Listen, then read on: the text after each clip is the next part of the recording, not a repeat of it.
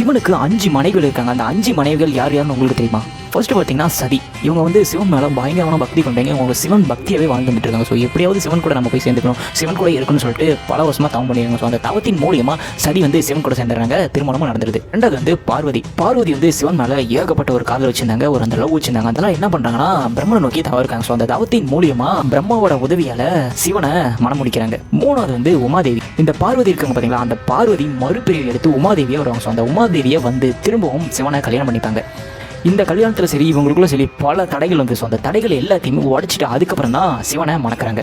நாலாவது வந்து காளிதேவி. இவங்க வந்து மரணத்தின் கடவுளாக சொல்லப்படுறாங்க. இவங்களோட ஆக்ரோஷமான உருவத்தை பார்த்து விஷ்ணு பிரம்மன்னு சொல்லிட்டு எல்லாருமே பயந்துட்டு இருந்தாங்க. ஸோ அப்போ தான் சிவன் வந்து கொஞ்சம் கூட பயமே இல்லாமல் காளி நோக்கி போகிறாங்க. ஸோ அந்த காளி நோக்கி போன பிறகு அவங்களுக்குள்ள அந்த லவ் உண்டாகி அவங்க 2 பேத்துக்குள்ள அந்த மனம் முடிக்கிறாங்க. கடைசியாக துர்கை. இந்த துர்கை வந்து நியாயத்தின் கடவுளாகவும் தர்மத்தின் கடவுளாக இருக்காங்க. ஸோ இந்த தர்மத்தின் கடவுளான துர்கை சிவனை மனம் முடிக்கிறாங்க. இவங்க வந்து அம்மன் கடவுள்களே மிக மிக சக்தி வாய்ந்த கடவுளாக இருக்காங்க. இப்போ நான் மேலே சொன்ன எல்லாருமே ஒரே ஆள் தான், அவங்க தான் பார்வதி.